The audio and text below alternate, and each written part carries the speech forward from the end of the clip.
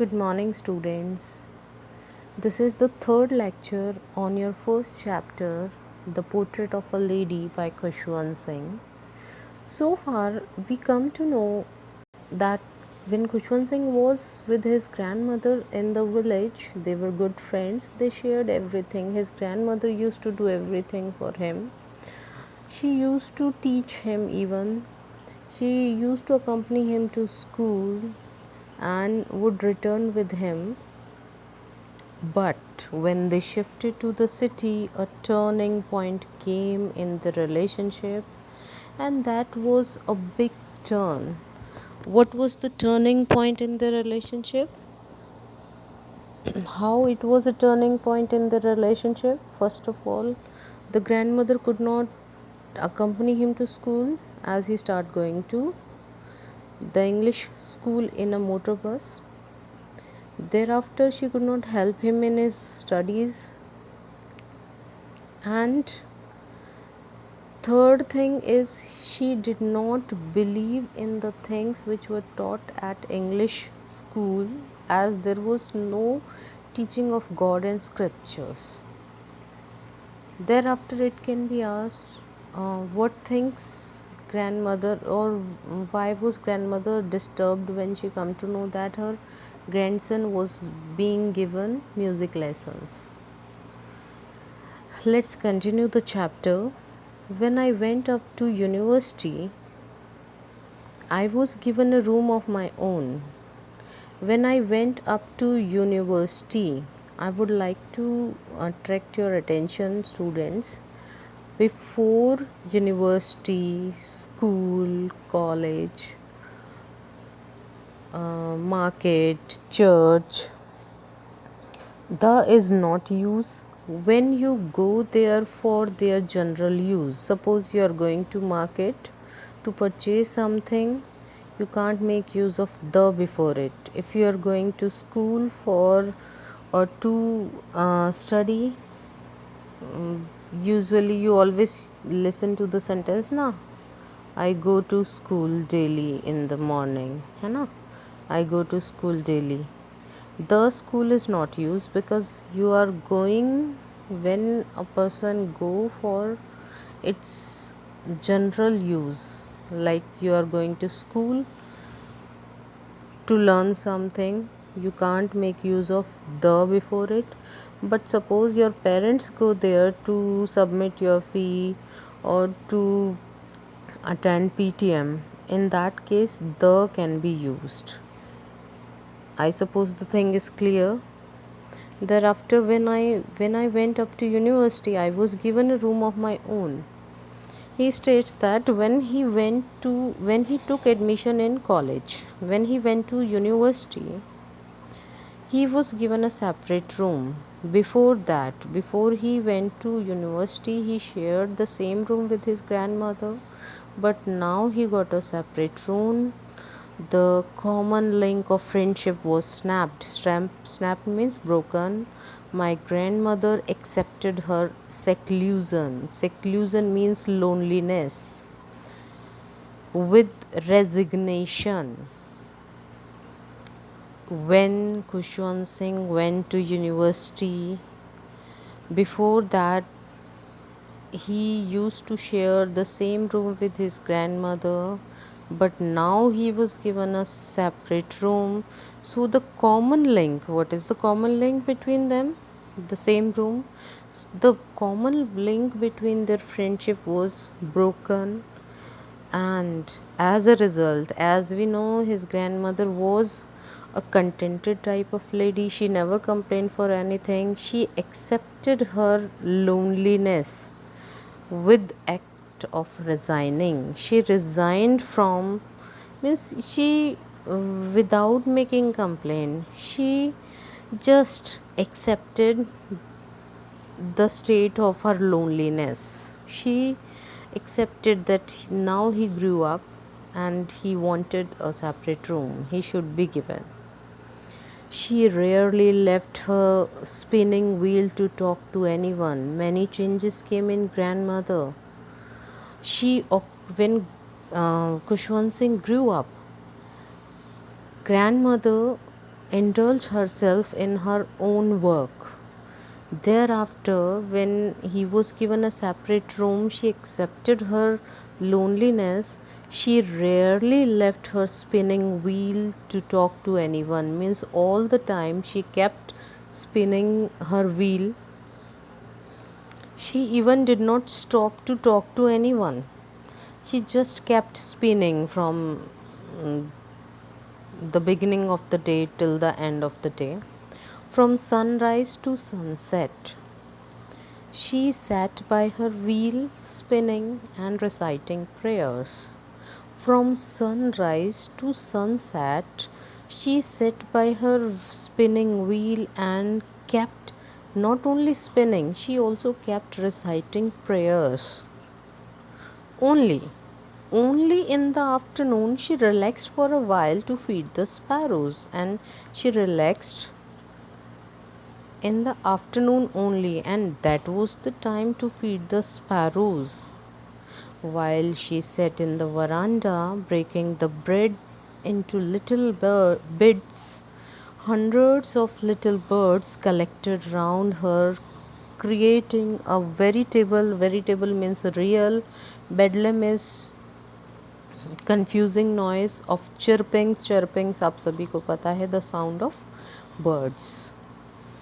She sat in the veranda during means in the afternoon when she had to feed the sparrows. She would sit in the veranda to relax. At that time, hundreds of little birds collected round her, and when you can very well imagine when hundreds of birds collect at a place, they created real, veritable means real, bedlam means confusing noise. They created lot of confusing noise, मतलब शोरगुल मचा देते थे. Some came and perched means sat on her legs, others on her shoulders, some even sat on her head. She smiled but never shooed them away. It used to be the happiest half an hour of the day for her. It means she would spend only half an hour feeding the sparrows and relaxing. This was two in one thing. Means for half an hour she would relax, and during that relaxing time she used to feed the sparrows. Some came and perched on her legs. Some sparrows would come and perch means sat on her legs, others on her shoulders. Some on her shoulders, some even sat on her head. Imagine, sparrows sat on grandmother's legs, some on shoulders, some even on her head. She smiled but never shooed them away. It used to be the happiest half an hour of the day for her. She even sat on her head. She smiled but never shooed them away, never flew them away. It used to be the happiest half an hour of the day. That time was the happiest time in the whole day. Half an hour, the time when she used to feed the sparrow, was the happiest half an hour. When I decided to go abroad for further studies, I was sure my grandmother would be upset. I would be away for 5 years, and at her age, one could never tell. When he completed his college graduation, when he decided to go abroad for further studies, I was sure my grandmother would be upset. I would be away for 5 years. She was not even sentimental. He was afraid while he was going abroad that his grandmother would be upset, because he would be there for 5 years, and at her age one could never tell. One could never tell means whether she will be able to survive or not. what would happen means it could not be predicted in her age, as she was very old. But my grandmother could. She was not even sentimental. Here, the boldness, the strongness of grandmother is shown. She was emotionally strong. That she even did not become sentimental. She came to leave him at the railway station but did not talk or show any emotion. Here we can say that grandmother was emotionally strong. How, although Khushwant Singh was going for 5 years, his grandmother did not become emotional. She even came to leave him at the station. At that time, also, she did not talk or show any emotion. Her lips moved in prayer, her mind was lost in prayer, her fingers were busy telling the beads of her rosary. Silently, she kissed my forehead. She had the same routine. She only was completely devoted to her prayers. Her lips were moving in prayer. Her mind was completely lost in prayer. Her fingers were telling the beads of her rosary. Silently, she kissed my forehead. She didn't say anything as she was completely lost in prayers. But she silently kissed on the forehead of narrator, and when I left, I cherished. Cherish means protected. The moist imprint as perhaps the last sign of physical contact between us.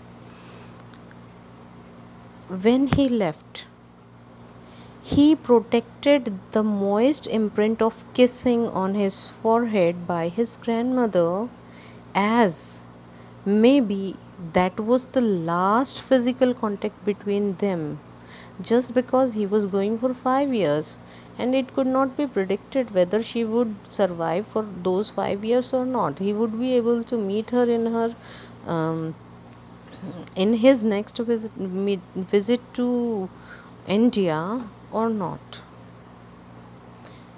So he protected those imprints of kissing on his forehead, thinking that might be the last physical contact between him and his grandmother.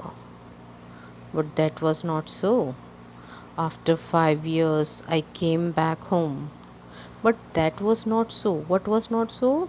That was not the last physical contact between them. It means his grandmother did not die.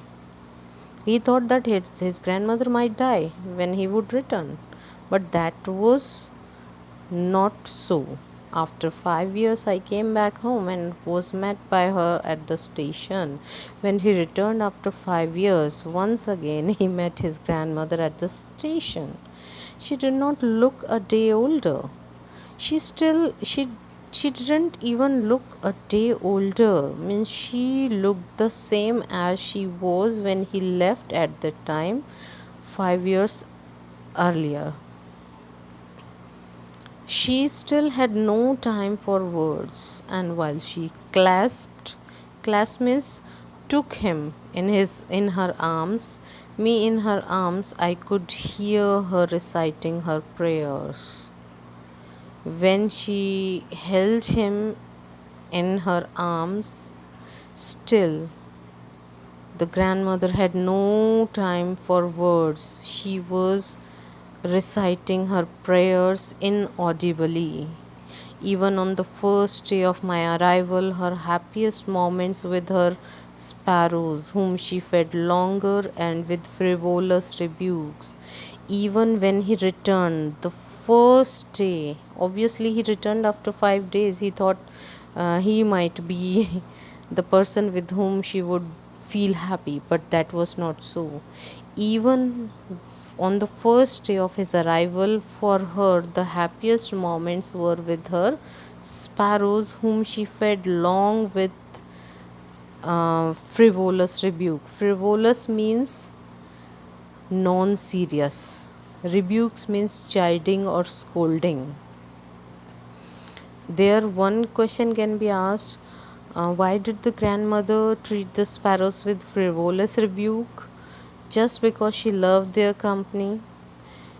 Although hundreds of sparrows came collected there, um, making or creating a veritable bedlam of chirping while she would feed them. Some would sit on her legs, some on her shoulders, some even on her head. But just because she loved their company, she would rebuke them, she would chide them non seriously. She rebuke them, but that was done non seriously. Suppose your parents sometimes scold you, sometimes say, कितना बुद्धू है ना बेटा. कई बार कहते हैं ना parents कि देख कैसा है, अरे तू तो पागल है. कई बार टीचर्स भी कहते हैं अरे तू तो बुद्धू है. इट डजेंट मीन कि सच में ही बुद्धू है. ऐसे ही grandmother used to feed the sparrows with rebukes, but that was non seriously done. It was just a way of her showing her love to the sparrows. That's all for this lecture. Thank you, beta.